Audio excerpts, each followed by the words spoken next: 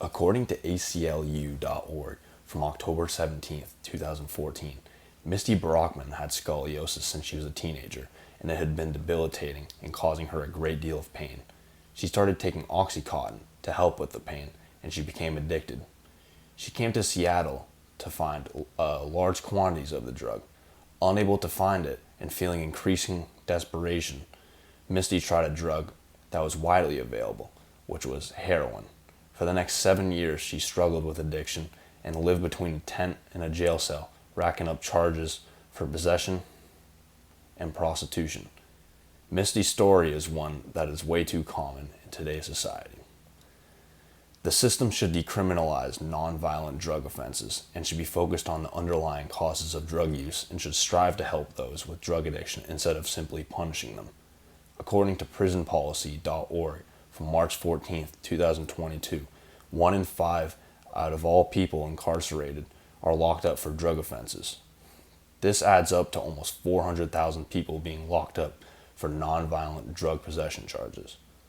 I am an authority on this topic because I have done extensive research on it over the course of the last 2 years, and I have created multiple presentations on the topic.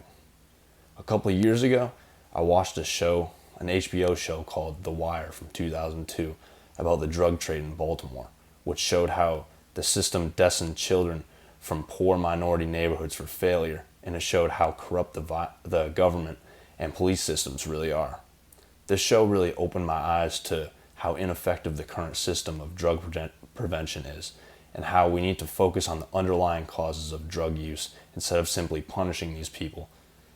I have since then done multiple research assignments on the topic, and I have become very educated about it.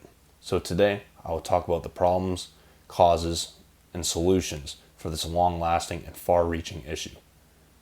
First, I'll talk about the problems. The main two problems surrounding this issue are the ineffectiveness and the negative effects of it. First, I will start with the ineffectiveness. Even with the heavy criminalization of drugs in recent history, the number of people held in state or federal prisons have gone up drastically. According to pewtrusts.org, last updated on March 8, 2018, the number of people held in state or federal prisons have gone up from less than 25,000 in 1980 to almost 300,000 people in 2018. This makes it very clear that since the war on drugs started, drug use has not slowed down, and a different approach needs to be taken. Second, I will look at the negative effects that have stemmed from our current approach on drug prevention. This system targets lower class and minority communities where drug addiction is generally more rampant. In a short film documentary from Vice posted on November 4th, 2020 titled "The War on Drugs is Designed to Discriminate, the War on Drugs," Vice analyzed exactly that. They went over the history of the war on drugs, which started in the late 1800s, and how minority groups have been purposely associated with drug use, and this was to turn the public against them and prevent them from succeeding. Drug use is also more rampant in lower class and minority communities, as the quality of life is generally lower, and drug use can be used as an escape for many people. Our current system aims to punish these people for drug use instead of focusing on the reasons that they use drugs, and it is clear that our current system hinders these communities instead of helping them. Next, I will talk about some causes. First, criminalization. The heavy criminalization of drugs wastes billions of dollars on punishing people for their addictions and ruins their lives instead of helping them. According to hrw.org, last updated on October 12, 2016, the heavy criminalization of drugs separates families, takes away job opportunities for people with drug problems, and causes discrimination for a lifetime. Second, I will talk about Richard Nixon. President Nixon declared a war on drugs with his presidency. Starting in the 1970s, Nixon started a heavy focus on criminalizing drugs that was much more than just about protecting the people.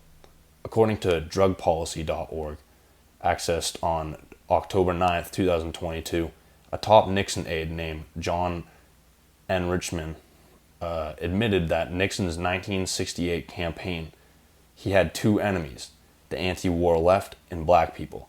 He couldn't make it illegal to be against the war or against black people, but by associating hippies with marijuana and black people with heroin and criminalizing both heavily, he was able to disrupt both communities. These attitudes towards drug use are still very present to this day, and it is clear that Nixon is responsible for many of the ineffective procedures and punishments that are still used. Next, I will go over some solutions to these problems. The first solution is decriminalization. According to UNODC.org, the criminalization of drugs will reduce the number of people incarcerated, which will save massive amounts of money that can be spent on actually helping people and making the country a better place. It will save the police force from more serious crimes, and it will diminish racial injustices and social exclusion. Decriminalizing drugs is a clear solution that will help solve a lot of problems that have been caused by the heavy criminalization of them. The second solution is support groups. The negative effects that are resulted from drug use should be treated as an illness, and an attempt should be made to help those people, instead of treating them like criminals, which has been shown to be an ineffective method of preventing drug use. They should be helped. The underlying causes of why people are using drugs should also be looked at to solve the issue from the root of the problem. Finally, let's review.